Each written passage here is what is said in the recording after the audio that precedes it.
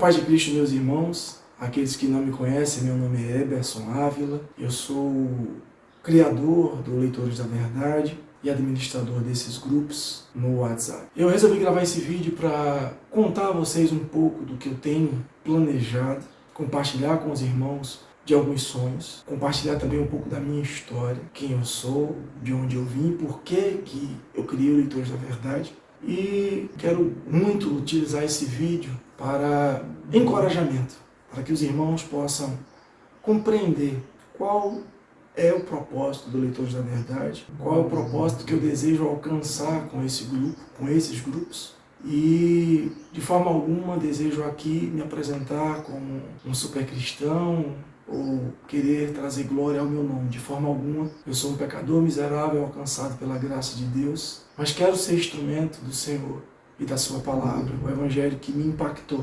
E meu desejo é que esse evangelho se expanda e que ele alcance muito mais pessoas. Antes de a gente continuar, eu gostaria de trazer um versículo aqui da palavra de Deus, na carta aos Romanos. O apóstolo Paulo escreveu no capítulo 1, verso 16, dizendo o seguinte: não me envergonho do evangelho, porque é o poder de Deus para a salvação de todo aquele que crê, primeiro do judeu, depois do grego. Essa palavra tem poder e ela mudou minha vida. Eu me converti, meus irmãos, aos 32 anos. Hoje eu estou prestes a fazer meus 47 anos e aos 32 eu conheci o evangelho. Eu venho de um lar católico. Na minha adolescência e infância eu fui praticante do catolicismo, depois me afastei. E aos 32 anos de idade, através de um pastor, conversando com ele, algumas dúvidas concernentes à palavra, eu resolvi me tornar um cristão evangélico. Esse pastor me discipulou durante 6 anos, o pastor Alexandre, que hoje é bispo Alexandre, da Igreja Cristã Nova Vida, da ICNV de Recife, um homem de Deus, meu pai na fé, a quem eu tenho um carinho imenso. E eu lembro que em 2012, no meio do ano, teve um jejum de 40 dias de jejum e oração na nossa igreja, que era um jejum nacional, era um jejum pela igreja brasileira, pelo evangelho no Brasil. E o bispo chegou para mim e disse: Eberson, por que você não coloca uma causa sua diante de Deus? E eu disse: tá bom. Ele fez: faça essa oração durante esse jejum em espírito. E todos os dias, quando eu orava pela igreja, eu tirei o almoço nesse período de 40 dias sem almoçar. E durante esse período de oração, eu pedi a Deus o seguinte: Senhor, eu gostaria de saber porque tudo meu dá errado. E eu queria que o Senhor usasse um servo seu para falar comigo. Eu não proferi essas palavras, foi só na mente, em espírito, que eu fiz essa oração. E no 38º dia do jejum, eu saí de Recife, fui a Garanhuns, a cidade da qual eu sou filho, né? Nasci em Garanhuns, Pernambuco. E na época eu namorava com a minha atual esposa e ela disse: vamos ali na casa de uma irmã. Eu não conhecia a irmã, ela entrou no carro, a gente foi. Chegando na casa da irmã, fui apresentado a ela como namorado. A irmã perguntou se eu era cristão, aí eu disse que sim, ela deu glória a Deus. Nos convidou para entrar, conversamos um pouco e a irmã disse: vamos orar. Eu amém. Começamos uma oração e no meio da oração a irmã parou, olhou para mim e disse: você não queria que eu usasse um servo meu para falar com você, meu filho? Você não quer saber porque todas as suas coisas dão errado? Eu vou usar a minha serva e vou te responder. A partir desse momento eu comecei a chorar e comecei a ouvir o que aquela mulher estava me dizendo, creio eu, da parte do Senhor. Ela disse: tudo seu dá errado porque você não está pronto porque eu tenho para você. Eu vou te tirar do meio da tua parentela. Sai do meio da tua parentela, vai para uma terra distante, te mostrarei. Essa é uma passagem bíblica que está lá em Gênesis capítulo 12, o chamado de Abraão. E aí ela continuou: é lá que eu vou te tratar, porque tem algo grande para você. Eu não vou te usar no louvor, eu vou te usar. Pegou uma Bíblia, fez esse seguinte gesto, aqui ó, na palavra, porque eu tenho um grande ministério nas tuas mãos, muitas almas, eu vou te fazer grande, eu vou te usar, mas primeiro eu preciso te tratar. Eu marquei esse encontro aqui, eu estou nesse relacionamento de vocês. Ela falou outras coisas, e isso foi no mês de junho para julho. Em agosto, eu recebi um telefonema de 2 produtoras aqui do Rio de Janeiro de música. Só para deixar para vocês o que é que eu faço, né? Eu sou músico. Desde os meus 16 anos de idade eu tocava na noite. essa era a minha profissão. Tocava em barzinhos, em casamentos, em festas particulares, em confraternizações. Eu vivia assim, meu trabalho era esse. E ela disse também, naquele dia, né? Olha, eu vou te fazer grande, as pessoas vão querer chegar perto de você e não vão conseguir. Automaticamente eu me remeti à música, porque eu também sou compositor. Aí eu disse, olha, será que é alguma coisa a respeito da música, né, que Deus está me chamando? Só que ela tinha deixado claro, eu vou te usar na palavra, não no louvor. Então, isso passou-se. Quando foi em agosto, eu recebi o telefonema de 2 produtoras daqui do Rio de Janeiro, que tinham visto um CD meu, que eu tinha produzido em Recife, e elas estavam interessadas no meu trabalho e também a Sony Music. E me convidaram para uma reunião aqui na Sony Music. Eu não podia vir naquele momento em agosto, mas marcamos a reunião para setembro.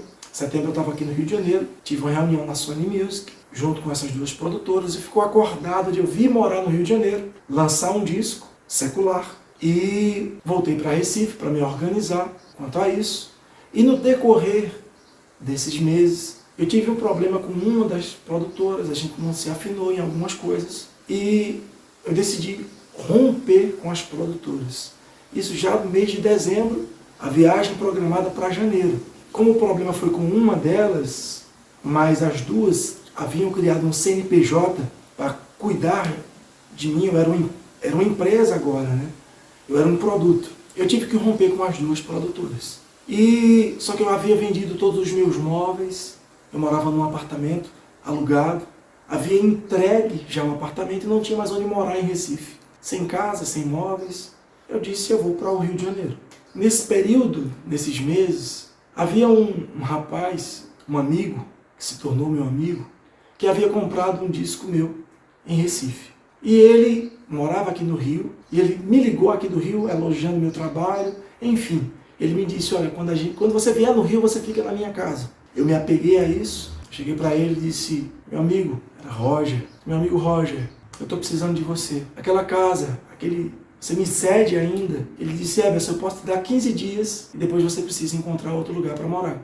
Eu, tudo bem. Então peguei meu carro, vim para o Rio de Janeiro, só conhecia esse rapaz, esse amigo, que é meu amigo até hoje, Roger, qual lhe sou muito grato. Ele me cedeu a casa dele, eu fiquei ali um período de 7 dias até encontrar uma casa de outros irmãos, de outros 2 rapazes que queriam dividir a casa. Eu me mudei para essa casa. E ao chegar nessa casa, eu me deparei com uma casa muito suja, fiquei extremamente desanimado ali no começo, mas conversamos, eu limpei a casa, organizamos tudo. E aí eu fui procurar trabalho nos barzinhos, assim que eu trabalhava dessa forma. E não conseguia. Como eu tinha um projeto de venda de CD nas praias em Recife, eu fui para Copacabana aqui vender CD. Eu fiquei durante 4 meses como camelô vendendo CD em Copacabana, ao ponto de que eu chegava na praia, saía de casa às 7h30 da manhã, chegava na praia por volta de 10h30 da manhã, morava em Campo Grande, bem longe, tinha que pegar 3 ônibus. De 10h30 da manhã eu ficava até 5h30 da tarde na praia, saía da praia às 5h30. Cheguei aqui dia 7 de janeiro de 2013 e fiquei 4 meses tentando de dia vender os CDs para viver disso e à noite procurar barzinhos para trabalhar. Depois de 4 meses eu vi que eu não estava mais vendendo disco, o dinheiro que eu tinha economizado para me sustentar havia acabado e eu disse, Senhor, tu disseste que ia me tratar, eu desisto de mim, me trata, eu vou te buscar. Então eu me agarrei com uma Bíblia NVI, deixa eu pegar ela aqui. Essa moça aqui de estudo. Me tranquei no fundo de um quarto, eu morava nessa casa. E eu passei a jejuar segunda, quarta e sexta. Jejum de 24 horas. E eu lia de 8 a 12 horas essa Bíblia todo dia. Meus irmãos, foi um momento da minha vida mais fantástico que eu vivi. Eu também passava cerca de 4 horas por dia de joelhos, orando ao Senhor. Além desse período de 8 a 12 horas lendo a Bíblia. Jejum, segunda, quarta e sexta. E me juntei à Igreja Cristã Nova Vida, Catedral, a sede da nossa denominação, aqui no Rio de Janeiro. Nesse período Deus começou a falar comigo, profundamente nas Escrituras. Eu li a Bíblia toda, essa Bíblia aqui, em 1 mês e 28 dias. Deus falou comigo em sonhos. Tive várias revelações do Senhor e fui extremamente impactado. Eu digo que ali eu me converti, ou seja, eu entrei na igreja aos 32 e me tornei cristão aos 38. E no dia que eu entendi a cruz de Cristo, eu caí num pranto, num choro, num lamento, num desesperado. Eu fiquei de uma maneira que a minha família pensou que eu estava louco. E ligaram para minha atual esposa, que na época ainda era minha namorada, que tinha ficado lá, e disseram: a gente precisa internar Eberson, que agora ele enlouqueceu, ele está louco. Só que aí Deus usou uma serva para falar com ela, com a minha esposa lá, e disse: olha, não te preocupas, eu estou tratando ele, eu estou moldando ele. Então, meus irmãos, aquele período foi fantástico. Deus moveu meu coração e a partir daquele dia eu disse: as pessoas precisam entender essa palavra, precisam conhecer essa palavra. Então eu resolvi, a partir daí, criar os grupos de leitura bíblica, só que eu não tinha preparo algum. Então eu resolvi entrar no seminário, o Instituto Bispo Roberto Macalister, de Ensinos Cristãos, que faz parte da nossa denominação, e me inscrevi no curso de teologia e comecei a estudar a palavra. E comprei alguns livros e comecei a ler também comentários bíblicos e resolvi convidar os irmãos da igreja para montar o primeiro grupo de leitura bíblica. Juntei ali uns 35 membros e a gente montou o primeiro grupo. E eu comecei a estudar agora a Bíblia, 2 capítulos por dia nesse material, para montar cada dia de explicação. Então, quando o grupo já estava chegando ali em Êxodo, eu disse: olha, eu já tenho um material aqui, eu vou montar outro grupo. Aí pedi aos irmãos assim: olha, convida os teus amigos, os seus parentes, conhecidos, a participarem. Vocês estão gostando? Tô. Então convida aí, eu vou montar outro grupo a partir de Gênesis. Então, esse primeiro grupo eu ia estudando e colocando material, e nesse segundo eu só compartilhava. Quando esse segundo grupo chegou aqui em Êxodo, aí eu disse, e esse aqui já estava mais avançado, eu disse: vou montar outro grupo. Aí pedi para esse pessoal e esse pessoal chamarem outro pessoal. E comecei a criar os grupos paralelos, avançando na Bíblia. Aí eu montei todo o material escrito do grupo, no período que se leva para estudar, a Bíblia toda, como nós fazemos em 1 ano e 7 meses. E aí eu já tinha vários grupos paralelos. Começou a crescer os grupos. E nesse decorrer, quando eu terminei, eu disse: agora eu preciso revisar. Aí eu comecei a revisar a Bíblia toda novamente, fazendo revisões nos livros. E isso me coloca em constante contato com a palavra. Eu tenho que estar estudando o tempo todo para estar repassando para os irmãos os aprendizados, corrigindo para que eu não ensine nada errado aos irmãos. E vai fazer 2 anos agora, eu conheci através de um dos grupos, porque o grupo agora já saiu do Brasil, a gente já teve pessoas da África, da Europa, da Ásia, da América do Norte, América Central, América do Sul. Estamos em todos os estados do Brasil, quer dizer, todos não, exceto o Acre. A gente tinha uma pessoa, mas que desistiu, que não está mais. Se vocês conhecem alguém do Acre para indicar, por favor, para que a gente possa estar no Brasil todo. Mas conheci, vai fazer 2 anos agora em junho, o missionário da Fátima, que era de um grupo de leitura bíblica e acabou conversando comigo, me contando a história dele, e eu quis abençoá-lo, mas eu precisava saber se sua história era verídica, até porque eu ia convocar os grupos para ajudá-lo. E aí eu tinha um pastor que tem um amigo que é pastor na cidade dele, lá na Beira. E aí eu consegui o contato desse pastor e pedi para o pastor verificar se ele realmente era o servo do Senhor, se realmente era um missionário e tal. E aí o pastor foi visitá-lo, passou o dia com ele e depois me ligou dizendo: Eberson, é um servo do Senhor, pode abençoá-lo. E desde então a gente tem apoiado a causa do missionário Antônio Luiz da Fátima, que está hoje na cidade de Nampula, na missão Jocum, acolhendo, socorrendo refugiados perseguidos pelo grupo islâmico Boko Haram e pregando o evangelho naquela localidade.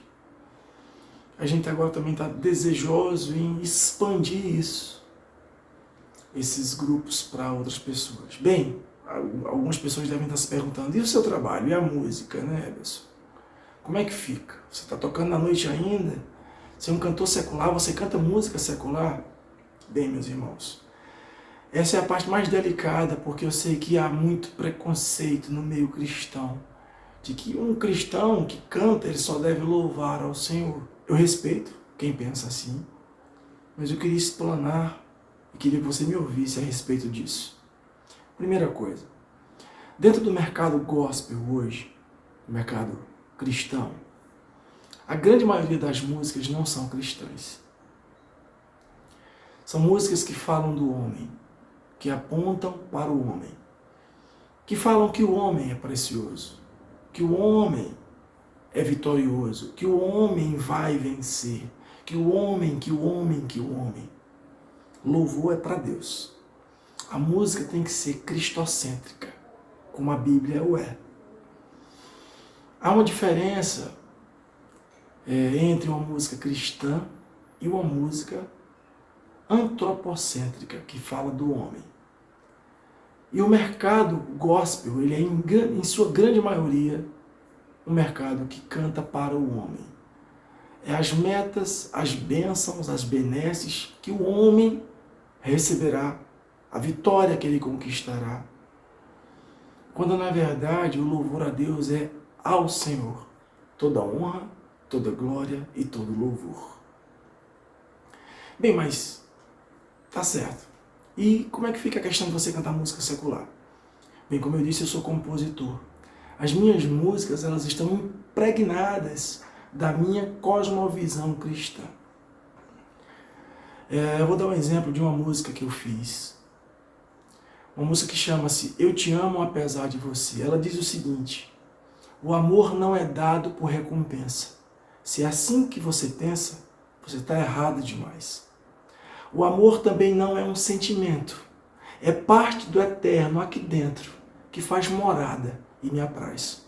O amor é o norte, é a semente da paz, que as guerras desfaz. O amor é tudo. Eu te amo, apesar de você, apesar de não ser o que você é para mim. Eu te amo e ainda vou repetir. O seu lugar está aqui, esperando por você. Não sei se vocês perceberam na letra, mas eu falo que o amor não é um sentimento. Por quê? Porque nós cremos que o amor é um atributo de Deus. Deus é amor.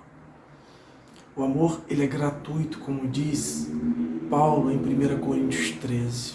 O amor tudo sofre, nada espera. Então, meus irmãos, essa é uma das letras. E eu canto músicas que trazem reflexões. E eu quero usar a música, meus irmãos, não como um alvo. A música não é o alvo é Cristo. A música é apenas o trampolim.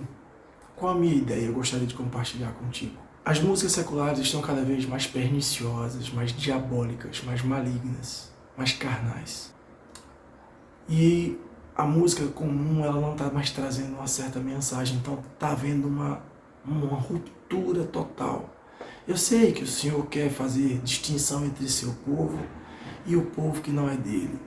Mas o Senhor também nos chama para ir no meio da treva com a luz. Então, se eu componho música gospel, eu vou cantar dentro dos currais cristãos evangélicos. Mas se eu componho uma música secular, eu tenho acesso para chegar lá no meio da treva e dizer: olha, eu sou cristão. E vamos imaginar o seguinte: eu, uma pessoa conhecida, com notoriedade, que hoje em dia as pessoas só são ouvidas e escutadas se tiver uma certa quantidade de seguidores, de pessoas que acompanham, uma certa notoriedade na mídia.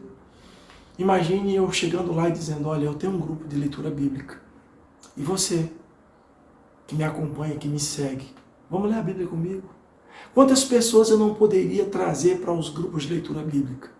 O meu sonho é ver grupos não de 250 pessoas, mas de 10 mil pessoas, 20, 50 mil pessoas. Ah, mas o WhatsApp não permite, beleza. Mas o Telegram permite. Então meu desejo é transportar todas as pessoas para o Telegram. E que a gente possa lá ter grupos de milhares de pessoas, onde a gente possa compartilhar a palavra de Deus. Falar de Deus, porque foi o Evangelho com o seu poder que mudou minha vida. E eu quero que ele mude muito mais vidas. E por isso, eu peço a você que seja um cooperador comigo do crescimento dessa obra, tanto no compartilhar dos novos grupos, como também na ajuda missionária. Meus irmãos, o meu desejo é que a gente possa abençoar e levar a palavra e sustento para missionários, que a gente possa fazer o Evangelho verdadeiramente ser levado em conta, as pessoas lerem a Bíblia, conhecerem a palavra de Deus e assim viver o Evangelho. O que vai transformar esse país, o que vai nos transformar e transformar o mundo, só é uma coisa, é a palavra de Deus, é a única que tem poder para isso. Meus irmãos, nós somos cerca de 2.500 pessoas. Se eu montar um grupo novo e cada um tiver pelo menos um convidado, nós teremos 2.500 pessoas no próximo grupo, no Telegram. Entende o poder que você tem e que você não está fazendo? Eu te convoco, assim como Cristo nos convocou, ide e pregai o Evangelho a toda criatura, batizando-os em nome do Pai, do Filho e do Espírito Santo, ensinando-os a obedecer a tudo que eu ordenei. Ou seja, quem é cristão é discípulo de Cristo. Ele leva a palavra de Deus. Se você não é um pregador, me ajude. Se você não é um estudioso da Bíblia, me ajude. Ah, mas eu não tenho dinheiro para ajudar na... R$5. Vamos fazer as contas aqui. Nós temos 2.500 pessoas em todos os grupos. Se cada um der R$1, a gente tem 2.500. Mas dessas 2.500 pessoas, eu não tenho 20 que me ajudam mensalmente. Eu não quero o dinheiro de vocês. Eu não quero. Deus conhece meu coração. E quem está nos grupos e me conhece sabe do meu coração, sabe do meu caráter. Eu quero expandir a obra de Cristo. Eu creio que Ele me chamou, como Ele me disse, quando Ele deu a tapa na Bíblia, quando a irmã deu lá a tapa, aqui, para me usar na palavra. Eu quero ser instrumento do Senhor. E você, meu irmão, é instrumento do Senhor nisso. Lembre-se do que o Senhor disse. Não enterre o seu talento. Não enterre o denário. O Senhor cobra. Não sou eu que cobro. Se há uma oportunidade de mais pessoas aprenderem a palavra e você seja esse canal. Tem pessoas que doam R$100. Tem pessoas que já doaram até 400, R$1.000. Mas foi pela misericórdia de Deus, porque no mês que a pessoa doou R$1.000, quase ninguém doou e a gente conseguiu o dinheiro da Fátima e um pedacinho para o pastor Fabrício, um pedacinho para o pastor Kaique, um pedacinho na época para a irmã Israela. Misericórdia pura do Senhor. Mas agora eu quero expandir esse trabalho. E eu conto contigo. Eu tenho um trabalho, sim, secular. E eu peço a você que confira. Veja se o que eu canto denigre a imagem do Senhor. Vai contra a glória dele. Ou se ressalta aquilo que o Senhor é. Não é música cristã. Não é música gospel. Mas é uma música com cosmovisão cristã. Com letras que levam os ouvintes à reflexão do cristianismo. Do que é o amor. Do que é o casamento. Do que é a gratidão. Tudo isso está lá. Então, por favor, eu preciso do seu apoio. Que no próximo grupo que tivermos, que vai ser no Telegram, que você possa chamar toda a sua agenda de contatos a participarem conosco. Então eu peço a você, meu irmão, minha irmã, se você nunca doou, doe pelo menos R$5 no grupo. Eu tenho certeza que isso não fará falta alguma na sua mesa. Por mais pobre e necessitado que você seja, R$5, todo mundo tem. E não é para mim, eu não estou pedindo dinheiro para mim. É para que a gente possa ter 10, 20, 30 missionários. E a palavra de Deus sendo abençoada, sendo proclamada, difundida no Nordeste, na Amazônia, na África, onde quer que seja. Outra coisa que eu te peço. Quando eu montar outro grupo, compartilhe. Me ajude a levar o Evangelho de Cristo. Outra coisa que eu te peço, ouça minhas músicas. Apoie meu trabalho, porque eu quero ter voz e vez na mídia para falar de Cristo. e eu preciso da sua ajuda. Que o Senhor te abençoe rica e abundantemente. Que Ele seja o meu juiz. Ele conhece o meu coração. Se você ainda assim crê que eu estou em pecado em cantando música secular, eu vou lhe pedir um favor. Deixemos para o Senhor. Ele é o juiz de toda a terra. Que possamos ouvir dele naquele último dia: vinde a mim, servo bom e fiel. E lembrando que a palavra diz o seguinte: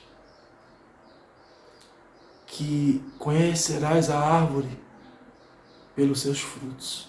Eu espero estar frutificando no Senhor. E meu desejo, minha oração é que você também o faça.